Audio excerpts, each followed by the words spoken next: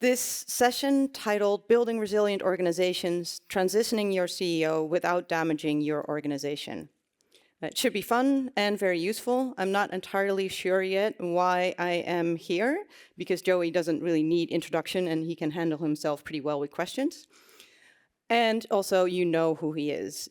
Joey Savoie is the co-founder and CEO of Ambitious Impact, which you might also know as Charity Entrepreneurship. He's done this for 8 years already, and he's had an impact through that on the well-being of an immense number of animals, including human ones. But apparently he thinks he can do even more because he's quitting his job to go explore other things. Leadership transitions are pivotal but inevitable moments in an organization's life cycle and can either strengthen or destabilize it. And how that will go is decided by actions that are taken sometimes months, sometimes years in advance. We have very little time, so I'm going to keep this short. Let's learn how Joey's going to approach this. If you have questions, put them in Swapcart or find him in Docklands afterwards for his office hours, which is also on the ground floor somewhere. Someone will lead you there. Okay, Joey, welcome. Thank you. All right, happy to talk about this topic, although it's a bit of a scary topic and of course very near and dear. I do realize that I am tempting fate a little bit by talking about organizational transitions and CEO changes before I have fully transitioned out of the organization, because I am leaving at the end of the year, so it's not yet done. These are steps in progress. But when I'm talking about this, I'm actually talking about a whole data set of charities that have done leadership transitions, not just my transition out of Ambitious Impact. I mean, Ambitious Impact started with 2 co-founders, and we had that co-founder transition about 1.5 years ago when Carolina left. We've had tons of charities that have gone through transitions where both co-founders leave, or one co-founder leaves, or one co-founder changes and has a really fundamentally new role as the organization goes, or organizations shutting down, and then of course all the staff leave.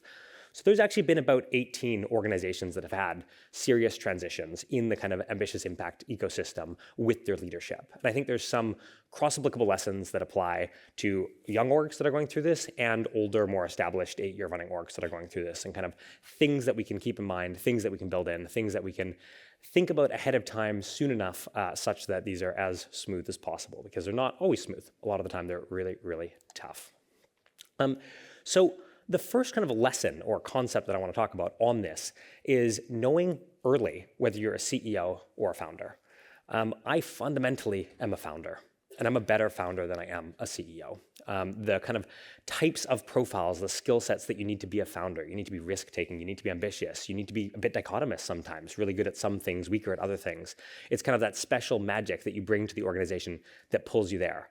As organizations get older and more developed and more established and more predictable, you need a different skill set. You need more of a CEO skill set.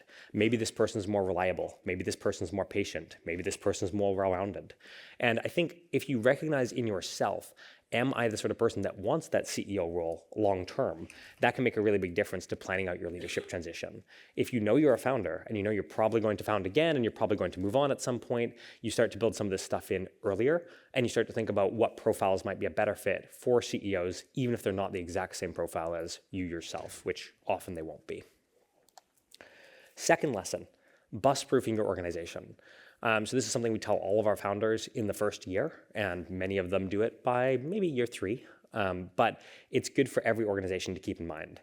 In an ideal world, we know way in advance, and we have tons of time, and we can plan all sorts of smart things to do a co-founder transition. In the real world, a lot of the time it happens pretty quickly, and it's less about what you do when that happens and more about what planning and preparation you've done beforehand. So we have an exercise called bus proofing, which is if your founder or your most important person got hit by a bus, how would the organization fare? If it would collapse immediately in on itself, you've done something wrong, right? You haven't built in the resilience and robustness and systems and processes that would allow an organization to thrive without you. And it is true that literally not that many people get hit by buses, particularly not founders. They like to stay inside and work on the computer all day, so that really reduces their risk profile. But stuff does happen. We'll talk briefly about burnout later on. That can come very suddenly and very surprisingly. Personal circumstances can affect everybody, even if it's not the direct founder. It could be someone in their family. So being ready for what a quick organizational transition would look like is super useful, even if you have no plans to leave anytime soon. And one of the best ways to bus-proof your organization is building up talent within it that's not you. So it can be really tempting to, especially when you're a founder and you have that mindset to want to do everything and want to be everything and want to have everything run through you in terms of decision making and in terms of actions and that sort of thing. And in some ways that can be great. You can keep the quality standards and all these sort of things, but it also means that ultimately it's very fragile. It's a system that's dependent on one person. And the best orgs, especially the best orgs long-term, build up really good talent at the second level and the third level, and people who have the ability to step up and take on more leadership, take on more responsibility, take on more difficult stuff when the need inevitably arises, because it does for every organization. So I think the best kind of thing you can do here is think about who's your second in command, who's your third in command, who's really good in your organization and could conceivably step up and take on more in the case that you can all of a sudden take on less. And this goes all throughout the organization. So even if you're not a CEO or a founder, I actually think thinking about this for your department, thinking about this for your sub area of the organization is pretty much equally important. You want to have people who would be able to take that next step when the time arises. Next, giving adequate notice if you can. Sometimes it's really hard, but if it's possible, giving notice, and this can be different levels of softness or hardness in notice. So I'll pick on myself because I did give a lot of notice. So I gave the formal team 9 months notice that I was going to leave at the end of the year, and my exec team and my board knew before that. And I think there was even some soft tacit knowledge that people knew that I was getting close to the end of my tenure as a leader of ambitious impact. And I think sometimes people think of giving notice as the only way you can give notice is by like a big blog post announcement saying like, I'm moving on at X date. But I actually think there's a lot of subtler ways to give notice. You know, if you're talking to your other exec team members and you're saying, hey, you know, I won't always be around. I'm more of a founder than a CEO. You know, you probably want to be able to step up and take over this responsibility. That's a way of giving notice. That's a way of building in the knowledge and awareness that people might have to step up in that case, or that you might not be for the role for the next 10 years. So giving notice when you can, even in soft ways, to different members of your team. Again, people think, oh my God, if I tell my team I'm leaving, they're going to freak out. Okay, can you tell your board? Can you tell your second in command who's going to take over a lot of the responsibility when you leave? Are there some people that you can inform or give a hint to or kind of warn a little bit earlier than others, and they can kind of mentally prepare for that as much as possible? Next up, changing one thing at a time. So there's better and worse times to leave your organization. When your organization is in the midst of 55 changes is a pretty tough time to leave.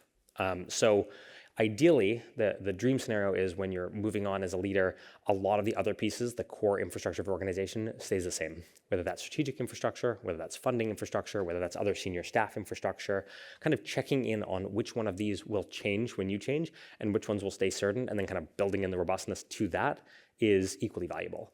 Sometimes it's easy to think about yourself as the only thing that might change, and you know that's what you really need to build other capacities for.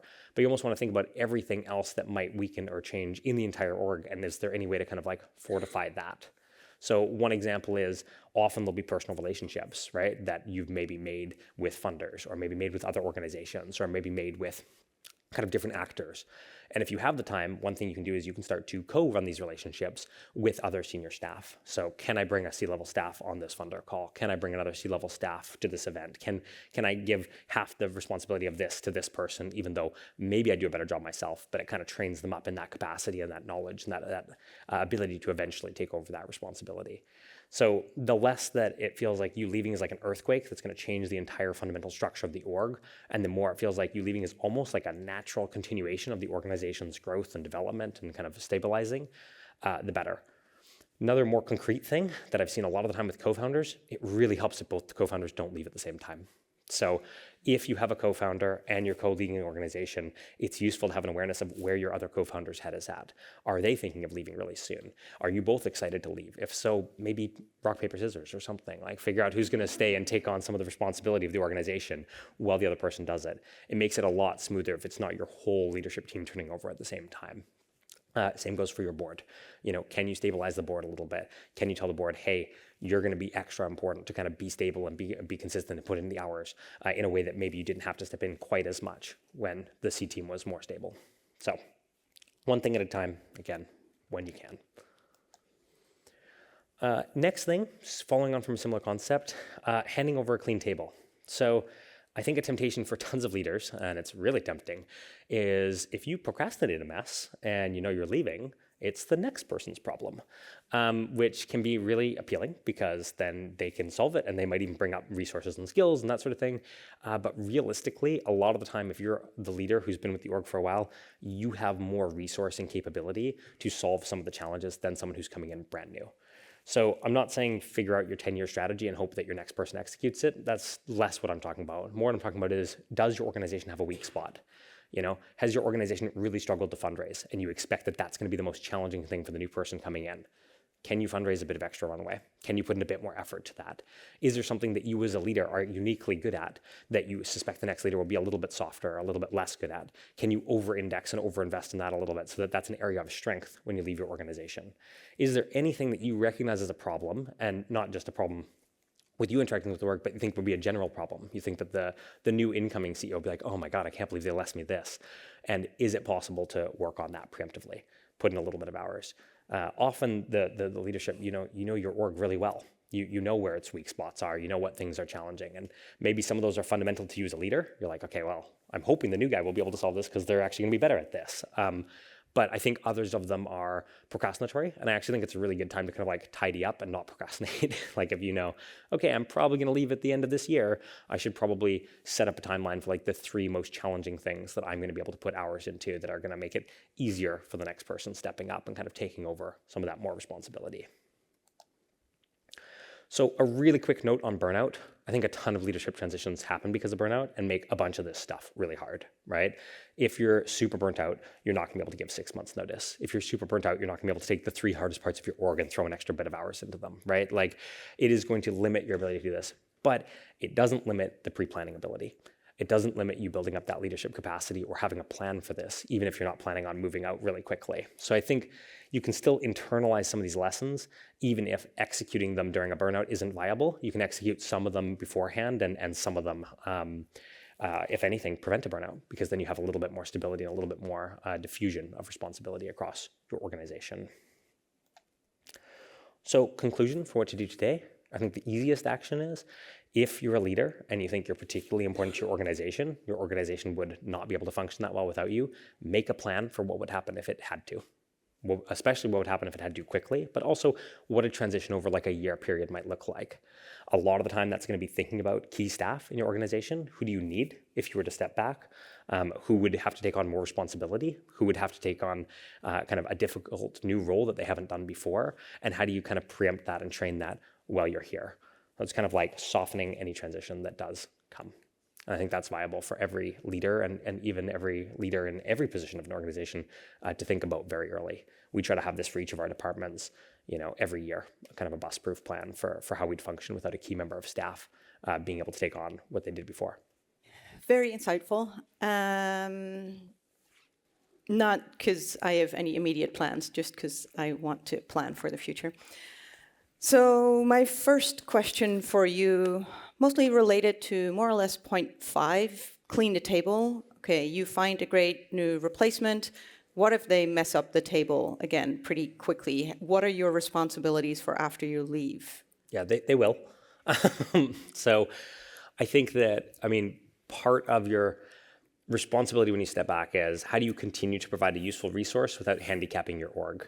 So actually, Faunalytics did some really interesting research about burnout and CEO burnout and founder burnout, and they found that founders who then got burnt out from their job kind of burnt out for pretty different reasons than people who took over the role and became a CEO as a hire and then burnt out.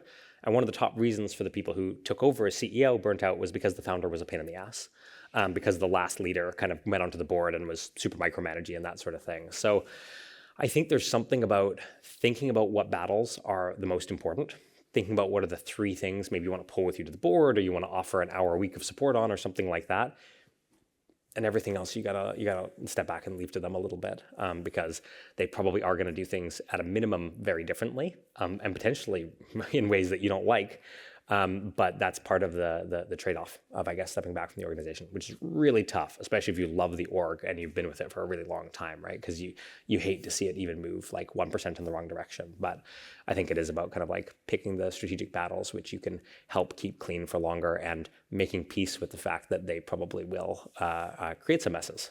In a way, if you leave your org at a really good spot, regression to the mean happens, right? Like it might not even be the leader's problem. It might just be that some years are going to be better and some years are going to be worse. So You mentioned something about they're probably going to do things very differently. How do you view about that in searching for a new CEO? You can't really search for replacement of you, but still, are you thinking it's best to look for someone who has the same strengths and competencies, or are you looking to see what your gaps at and fill something different for the future?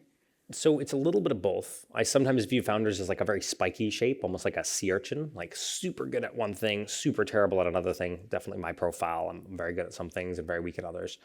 And I think often when you professionalize a little bit, get a bit bigger as an organization, you're trying to find someone who's a bit more well-rounded. Now, maybe they're not like a circle. Maybe they're still like a star or something like this, but their edges are a bit smoother. So realistically, as a founder, whatever you're really good at, your replacement will probably be a little less good at that. That's your super specialization. That's your ability that kind of set you apart.